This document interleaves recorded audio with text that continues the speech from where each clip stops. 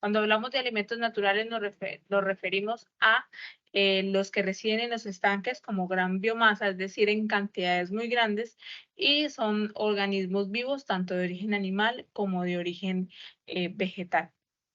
Los alimentos que se encuentran como complementos consisten en materias que se producen localmente, como por ejemplo las plantas, los desperdicios o lo que conocemos como residuos orgánicos. Todos esos desperdicios derivados de la agricultura, como conocemos, por ejemplo, el bore, ¿sí? Tenemos un ejemplo claro de esta línea suplementaria. Podemos coger todos estos desperdicios, los podemos licuar, picar, degradar, estos se los humedece, se convierten en una masa, esa masa se la divide en trozos y podemos hacer unas bolas o unos trozos o pastas para poder alimentar a los peces y convertir un suplemento muy proteico en los peces. También tenemos el alimento balanceado.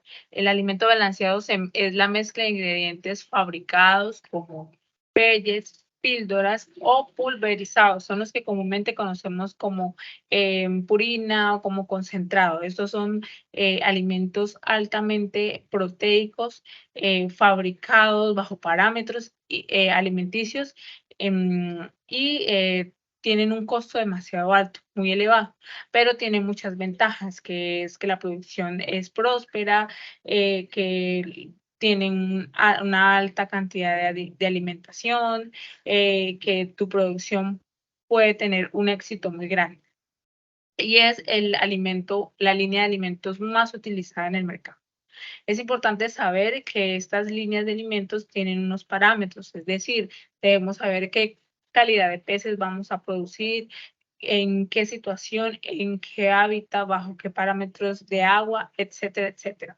Por eso es importante conocer la línea de peces que vamos a trabajar.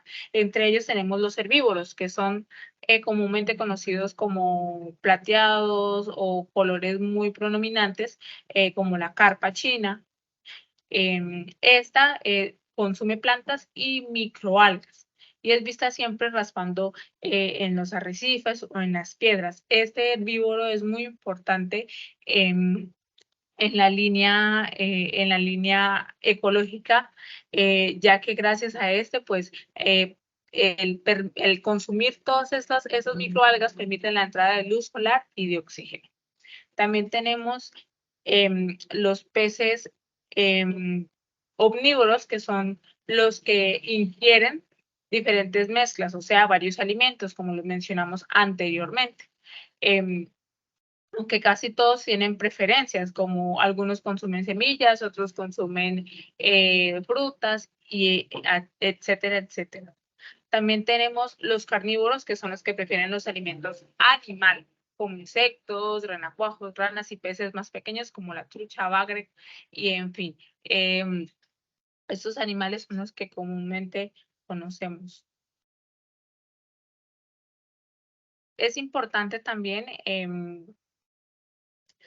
asegurar el buen suministro de alimentos naturales desde la parte zooplancton y fitoplancton, ¿sí? De esta manera construimos la base de alimentación estable para que nuestros peces tengan una alimentación próspera y nuestra producción pues también sea exitosa.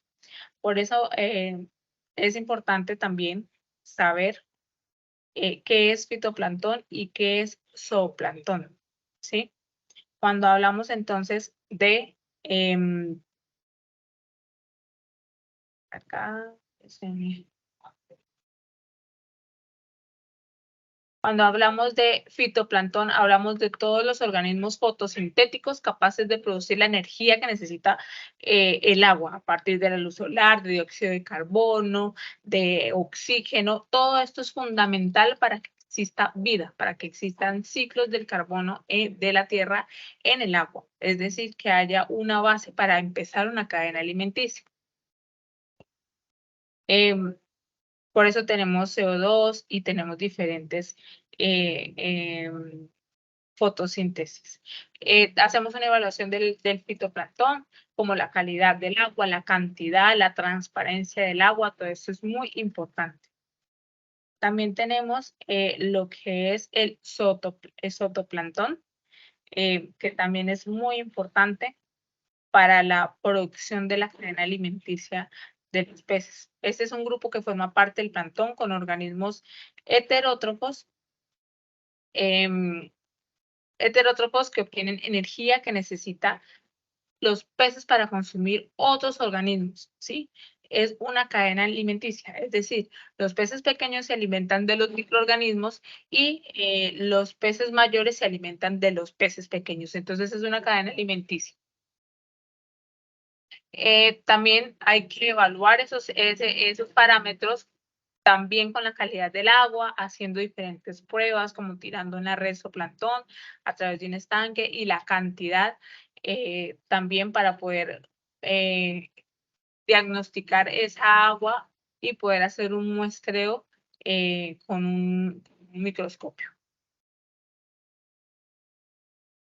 Y por último, ya casi para terminar, tenemos entonces em, la